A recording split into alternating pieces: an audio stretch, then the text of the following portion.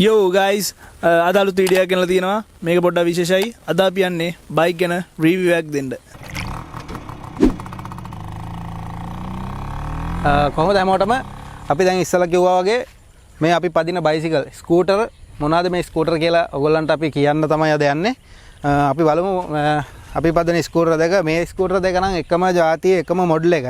මේවා ඉතිහාසය ගත්තොත් මේ බයික් දෙක නම් ඉන්දියාවේ තමයි මැනුෆැක්චර් කරලා තියෙන්නේ. මොකද මේකේ ඉතිහාසය ගත්තාම ඉතාලියේ වෙස්පා කියන බයික් මොඩල් එකට තමයි ඉස්සල්ලාම ඒ ටයිප් එකට තමයි ඉන්දියාවේ මේ බයිසිකල් නිපදවන්න ගත්තේ. මොකද වෙස්පා බයික් එක තමයි මුලින්ම ලෝකෙට හඳුන්වා දෙන්නේ මේ බොඩි ටයිප් එකට. වෙස්පා බයික් එක ගත්තොත් එහෙම පියාජෝ කම්පැනි එකෙන් තමයි ගහන්නේ.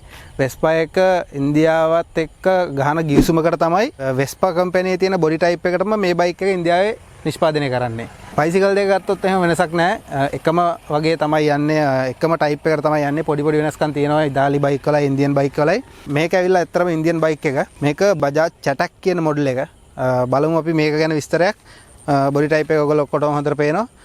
දෙකම එකම බයික් එක. මේක ගැන බලමු. මේ බයික් දෙකම 1980 වර්ෂයේ වගේ තමයි නිපද වෙන්නේ. අපි මේ බයික් එක ගැන බලමු දැන්. මේ බයික් එක ගත්තොත් එහෙම අපි පොඩි මොඩිෆිකේෂන් එකක් කරලා තියෙනවා. කම්පැනි එන විදිහට වඩා අපි වෙස්පා මොඩල් එකට වගේ පොඩ්ඩක් මේක වෙනස් කරලා තියෙනවා. මේක ගත්තොත් එහෙම මේක කොටු හැන්ඩල් එකක් තමයි මුලින් එන්නේ. ඉස්සරහට එද්දී බයික් එකේ රවුන්ඩ් හැන්ඩල් එකක් එනවා, රවුන්ඩ් ලයිට් එකක් එන හැන්ඩල් එකක් එනවා. අපි බලමු මේකේ ටයර් ගත්තොත් එහෙම ටයර් සයිස් එක 350 10 කියන ටයර් සයිස් එකෙන් තමයි මේක එන්නේ. එතකොට අපිට මේ ටයර් ගත්තාම අපිට වැඩිපුර මෙතනට ස්පෑ වීල් එකක් දීලා තියෙනවා. වෙන බයික් වල දකින්න නැති විදිහේ ඔප්ෂන් එකක් තමයි මේක ස්පෑ වීල් එක. අපිට දුරක ගියත් ටයර් එකක් මාරු කරගන්න ඕනත් ඒක තමයි තියෙන වටිනාකම මේකේ. ආයෙ ගත්තොත් එහෙම මේකේ එන්ජින් කැපැසිටි එක අපි බලමු. එන්ජින් කැපැසිටි එක ගත්තොත් එහෙම 150cc එන්ජින් එකක් තමයි මේකට එන්නේ. එන්ජින් ධාරිතාව ඉස්සරහට එද්දී මේක 150cc එතකොට 125cc වගේ එන්ජින් කැපැසිටි දෙකකට මේක ඇවිල්ලා තියෙනවා. මේ බයික් දෙකම 150cc එන්ජින් එන්නේ.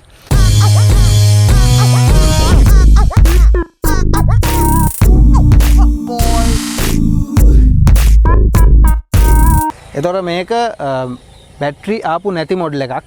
මේක ඇත්තටම බැටරියක් නැහැ මේ බයික් එකට. මැගින්ටෝ තමයි මේ බයික් එක සම්පූර්ණයෙන්ම දුවන්නේ. මොකද සිග්නල් ලයිට් වෙන කිසිම දෙයක් නැහැ. හෙඩ් ලයිට් එකයි පාක් ලයිට් එකයි තමයි ඔරිජිනල් කම්පැනියෙන් ඇවිල්ලා තියෙන්නේ. එතකොට මේ බයික් එකේ සයිඩ් කණ්ණාඩිය ගත්තොත් ටිකක් දිග සයිඩ් කණ්ණාඩි දෙකක් මේකට එන්නේ. ඔරිජිනල් එද්දී අපි මොඩිෆිකේෂන් එකක් විදිහට සයිඩ් කණ්ණාඩි වෙනස් කරලා මේ විදිහට දාගෙන තියෙනවා බයික් දෙකටම. තමන්ට කැමති විදිහට ඒක දාගන්න පුළුවන්. මෙතන හෝන් එක ඇවිල්ලා තියෙනවා. හෝන් එක මෙතනට එන්නේ බයික් එකේ. බයික් දෙකේ මේ විදිහට තමයි හෝන් එක ඇවිල්ලා තියෙන්නේ. ස්කූටර් වල සාමාන්‍යයෙන් අපේ දැන් මෑත එන ස්කූටර් වල ගියර් නැහැ. ඇත්තටම මේකේ ගියර් තියෙනවා. මේක ගියර් 4කින් සමන්විත වෙනවා. සාමාන්‍යයෙන් 3 wheel එකේ එන විදිහට තමයි මේක ගියර් එන්නේ හැන්ඩල් එකටම. මේ පැත්තේ ක්ලච් එකයි ගියර් එකයි එනවා. අපි එහෙනම් බලමු බයික් එකේ පිටිපස්ස පොඩ්ඩක්. ඇවිල්ලා බලමු අමුතුම විදිහේ පෙනුමකින් තාරාවකගේ වගේ පෙනුමකින් තමයි මේක පිටිපස්සේ එන්නේ. පිටිපස්සේ මෙතන පාක් ලයිට් එක එනවා. ඒක විතරයි බයික් එකටම එන්නේ. අපි බලමු මේකේ තෙල් ටැංකිය මෙතන තියෙන්නේ. අපිට තෙල් ගහන්න පුළුවන් මෙතනින්. ඇත්තටම අපි තෙල් බලුවොත් එහෙම සාමාන්‍ය ලීටරයකට කිලෝමීටර් 40කට කිට්ටුවෙන් වගේ කරනවා. මොකද පරණ බයිසිකල් හින්දා තෙල් කරන ප්‍රමාණය සාමාන්‍යයෙන් කාලයක් යද්දී අඩු වෙන හින්දා මේකේ මීටරය ගත්තොත් එහෙම 120ක් දක්වා මේකේ මීටරේ පෙන්නුම් කරනවා. සාමාන්‍ය බයිසිකල් වලට වගේම දැන් අලුතෙන් එන බයිසිකල් වල වගේම වේගයක් මේකෙන් අපිට ගන්න පුළුවන්. මොකද සාමාන්‍යයෙන් 100කට කිට්ටු වෙන වේගයක් මේකෙන් යන්න පුළුවන්. ඔයගොල්ලන්ට වේගෙන් යන්න කියලා මේකෙන් කියන්නේ. නමුත් මේකේ එන්ජින් එක 150ක ධාරිතාවයක් තියෙන හින්දා අපිට සාමාන්‍යයෙන් මේකේ මීටරෙත් එහා සමානව අපිට දීලා තියෙනවා. බයිසිකලේ පරණ වුණාට වේගෙන් යන්න බෑ කියලා හිතන්න බෑ. මේ බයික් වල යතුරක් ගත්තොත් ස්විච් එකක් පේන්න නැහැ. හැන්ඩ් ලොක් එකක් තමයි මෙතනට දීලා තියෙන්නේ. හැන්ඩ් ලොක් එකේ දීලා තියෙනවා. මෙතනට අපිට කැබි එකක් දීලා තියෙනවා. කැබි එකට ලොක් එක තියෙනවා. මේ කැබි එක ගත්තොත් එහෙනම් සාමාන්‍යයෙන් හොඳ කැබි එකක් දීලා තියෙනවා මේ පැත්තට. මොකද මේකේ එන්ජින් එක එන්නේ මේ පැත්තේ.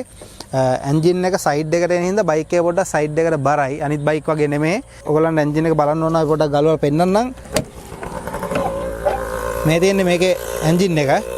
එන්ජින් එක එන්නේ බයික් එකේ සයිඩ් එකෙන්. බයික් එකේ සයිඩ් එකේ එන හින්දා පොඩ්ඩක් සයිඩ් එකට බයික් එක බරයි. ඒක අපි ඇඟෙන් බැලන්ස් කරගන්න ඕනේ. බයික් එකට හුරුවෙක් එනකොට ඒක තේරෙන්නේ නැහැ ඇත්තටම.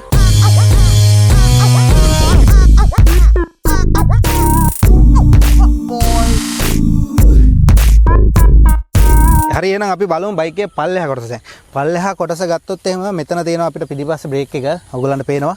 ඊට අමතරව මෙතන අපිට දැක ගන්න පුළුවන් පෙට්‍රල් රිසර්ව් එක මෙතන චෝක් එක තියෙනවා බයික් එකට චෝක් එක ඔතන දීලා තියෙනවා ඊට අමතරව බයික් එක ස්ටාර්ට් කරන්න කික් පැඩල් එක මේ පැත්තෙන් දීලා තියෙනවා අපිට මොකද මේක සෙල්ෆ් ස්ටාර්ට් වෙන්නේ නැහැ බැටරි නැහැ මේක පරණ බයික් එකක් හින්දා අපි බලමු මේ බයික් එකේ සීට් එක ගත්තොත් එහෙම සාමාන්‍ය මේ බයික් එකට එන්නේ තනි දිග සීට් එකක්. එතකොට ගොඩක් අය ගමන් පහසුව සඳහා මේ විදිහට සීට් එකක් දාගන්නවා සමහර කට්ටිය ගමන් පහසුව සඳහා දිග සීට් එක මේකට දාගෙන තියෙනවා. අපි මේකට දාලා තියෙන්නේ මේ විදිහට සීට් දෙක මේක ඇත්තරම ස්ප්‍රින් සීට් එකක්. මේක ඇත්තරම මේ විදිහට ස්ප්‍රින් සීට් එකක්. ඉස්සරහා සීට් එක. ඇත්තරම බයික් එකට ලුක් එකක් එනවා මේ වගේ සීට් එක දැම්මහම ගොඩක් වෙලාවට. ඇත්තරම සාමාන්‍යයෙන් මේ බයික් එකේ කම්පැනි එකෙන් එද්දී ඒ කාලේ ඇවිල්ලා තියෙනවා මෙතන ඉස්සරහා කැබි එකක්.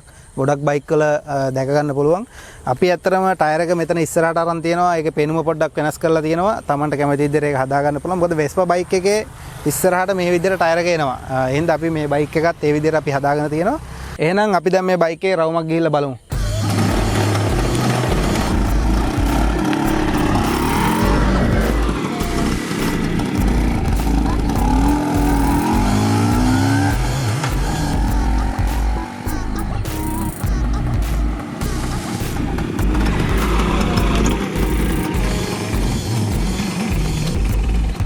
එහෙනම් අපි දන්න විදිහට අපි මේ බයික් ගැන ක්වික් රිවිව් එකක් තමයි අපි දුන්නේ. ඕගොල්ලෝ දන්න දේවල් තියෙනවා නම් පල්ලෙහා කමෙන්ට් සෙක්ෂන් එකේ ඕගොල්ලෝ කමෙන්ට් කරන්න. ඕගොල්ලෝ දන්නේ නැති දේවල් තියෙනවා නම් අනිවාර්යෙන් කමෙන්ට් කරලා අපෙන් අහන්න. නේද? එහෙම හොඳයිනේ. ඔව් අනිවාර්යෙන්. එහෙනම් guys අපේ channel එක subscribe කරන්න. පල්ලෙහා තියෙන bell icon එක click කරන්න. අපේ වීඩියෝ හොඳයි නම් හැමෝටම බලන්න share කරන්න. මේ වගේම වීඩියෝ එකකින් අපි ආයෙ හම්බෙමු. අපිට ගොඩක් වීඩියෝස් කරන්න බෑ මොකද මේ දවස්වල කර්ෆියු හින්දා කොරෝනා හින්දා කොහෙවත් යන්නත් බෑ. ඒකයි අපි ඔයගලන්ට මේ කොහෙවත් යන්න නැතුව මේ අපේ ගාම වෙලකට ඇවිල්ලා වීඩියෝ කරේ නේද? අපි ඉස්සරහට ඊළඟ වීඩියෝ එකකින් හම්බෙමු. bye.